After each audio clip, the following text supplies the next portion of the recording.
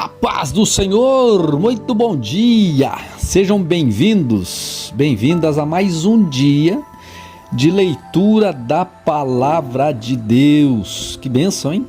Hoje nós vamos ler 1 Coríntios capítulo 11, 12 e 13. Vamos dar continuidade nessa leitura que está interessante. Capítulo 11 diz assim: sejam meus imitadores, como eu sou imitador de Cristo. Eu os elogio porque você sempre tem lembrado de mim e tem seguido os ensinamentos que lhes transmiti. Mas quero que saibam de uma coisa: o cabeça de todo homem é Cristo. O cabeça da mulher é o homem e o cabeça de Cristo é Deus. O homem desonra a sua cabeça se a cobre para orar ou profetizar, mas a mulher desonra sua cabeça se ora ou profetiza sem cobri-la, pois é como se estivesse raspado a cabeça. Se ela se recusa a cobrir a cabeça, deve também cortar todo o cabelo. Mas, uma vez que é vergonhoso a mulher cortar o cabelo ou raspar a cabeça, deve cobri-la. O homem não deve cobrir a cabeça, pois ele foi criado à imagem de Deus e reflete a glória de Deus. A mulher, porém, reflete a glória do homem, pois o homem não veio da mulher, mas a mulher veio do homem. O homem não foi criado para a mulher, mas a mulher foi criada para o homem. Por esse motivo, e também por causa dos anjos, a mulher deve cobrir a cabeça, para mostrar que está debaixo da autoridade. Entre o povo do Senhor, porém, as mulheres não são independentes dos homens, e os homens não são independentes das mulheres, pois embora a mulher tenha vindo do homem, o homem nasce da mulher, e tudo vem de Deus. Julguem por si mesmos. É correto uma mulher orar a Deus em público sem cobrir a cabeça? A natureza não deixa clara que é vergonhoso o homem ter cabelo comprido? E as mulheres não se orgulham de seu cabelo comprido? Pois ele lhes foi dado como manto. Mas se alguém quiser discutir a esse respeito, digo simplesmente que não temos outro costume. E as outras igrejas de Deus pensam da mesma forma. Nas instruções a seguir, porém, não posso elogiá-los, pois quando vocês se reúnem, fazem mais mal que bem. Primeiro ouço que há divisões quando vocês se reúnem como igreja, e até certo ponto eu o creio. Suponho que seja necessário haver divisões entre vocês, para que se reconheçam os que são aprovados.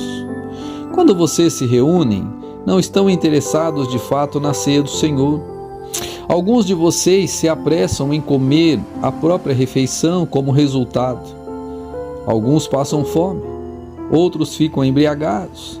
Será que vocês não têm casa onde comer e beber? Ou querem mesmo envergonhar a igreja de Deus e humilhar os pobres? Que devo dizer? Querem que eu os elogie? Certamente não os elogiarei por isso, pois eu lhes transmiti aquilo que recebi do Senhor. Na noite que o Senhor Jesus foi traído, ele tomou o pão, agradeceu a Deus, partiu-o e disse: este é meu corpo, que é entregue por vocês. Façam isso em memória de mim. Da mesma forma, depois da ceia, tomou o cálice e disse: este cálice é a nova aliança, confirmada com meu sangue. Façam isso em memória de mim, sempre que o beberem. Porque cada vez que vocês comem desse pão e bebem desse cálice, anunciam a morte do Senhor até que ele venha. Assim, quem come do pão ou bebe do cálice do Senhor indignamente, é culpado de pecar contra o corpo e o sangue do Senhor. Portanto, examinem-se antes de comer o pão e beber o cálice, Pois se comem do pão ou bebem do cálice sem honrar o corpo de Cristo, comem e bebem julgamento contra si mesmos. Por isso, muitos de vocês estão fracos e doentes, e alguns até adormeceram. Se examinássemos a nós mesmos, não seríamos julgados desta maneira. Mas quando somos julgados pelo Senhor, estamos sendo disciplinados, para que não sejamos condenados com o mundo. Portanto, meus irmãos, quando se reunirem para comer, esperem uns pelos outros. Se estiverem com fome, comam em casa, a fim de não trazer julgamento sobre si mesmos ao se reunirem. Eu lhes darei instruções a respeito de outros assuntos depois que chegar aí. Capítulo 12. Agora, irmãos, quanto à sua pergunta sobre dons espirituais ou sobre os dons espirituais, não quero que continuem confusos. Vocês sabem que, quando ainda eram pagãos, foram conduzidos pelo caminho errado e levados a adorar ídolos mudos. Por isso, quero que compreendam que ninguém que fala pelo Espírito de Deus amaldiçoa Jesus, e ninguém pode dizer que Jesus é Senhor a não ser pelo Espírito Santo. Existem tipos diferentes de dons espirituais, mas o mesmo Espírito é a fonte de todos eles. Existem tipos diferentes de serviço, mas o Senhor a quem servimos é o mesmo.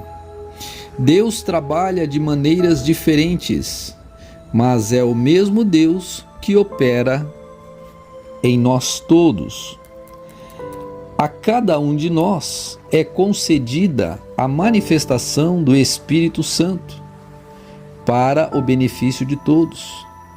A um, o Espírito dá a capacidade de oferecer conselhos sábios.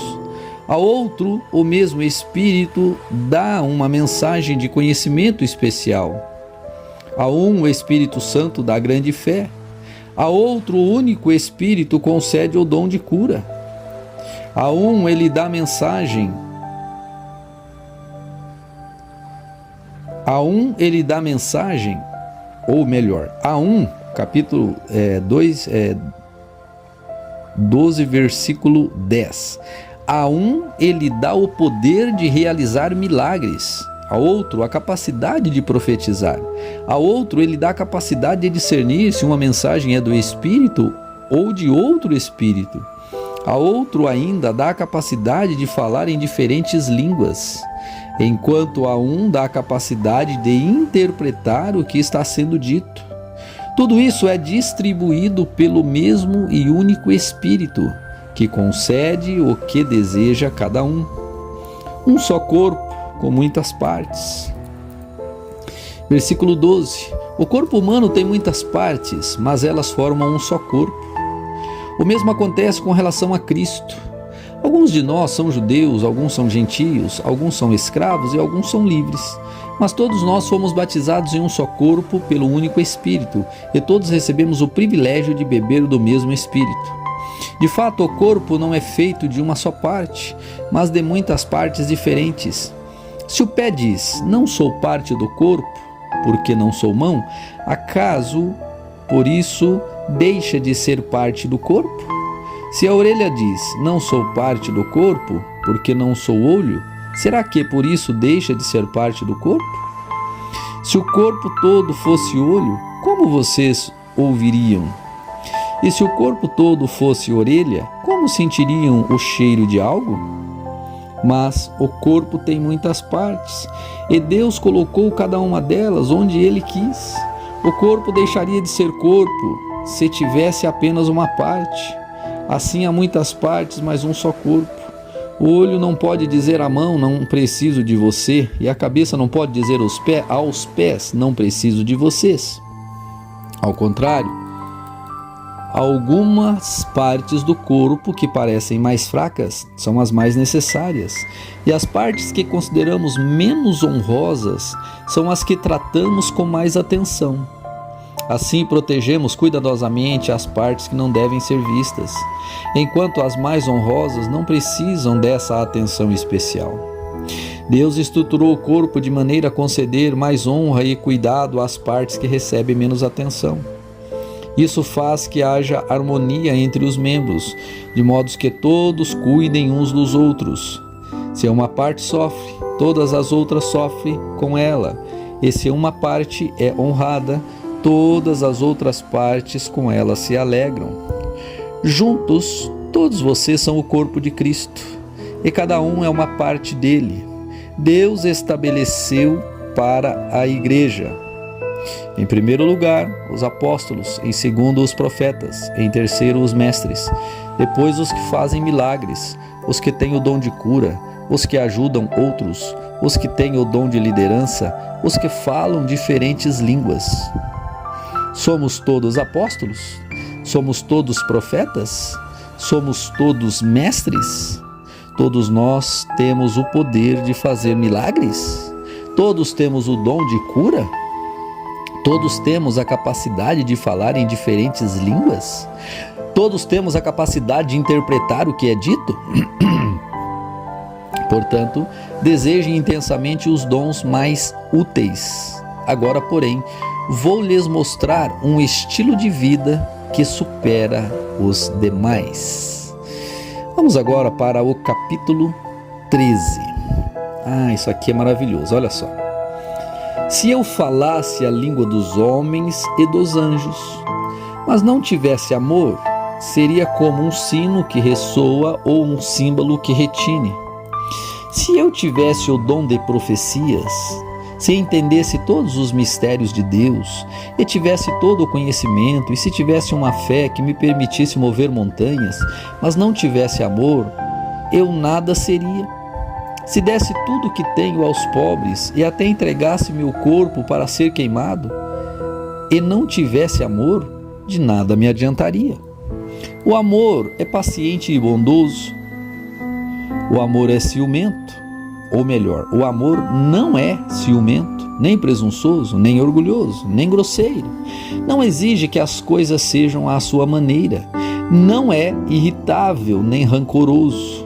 Não se alegra com a injustiça, mas sim com a verdade. O amor nunca desiste, nunca perde a fé, sempre tem esperança e sempre se mantém firme. Um dia, profecia, línguas e conhecimento desaparecerão e cessarão, mas o amor durará para sempre.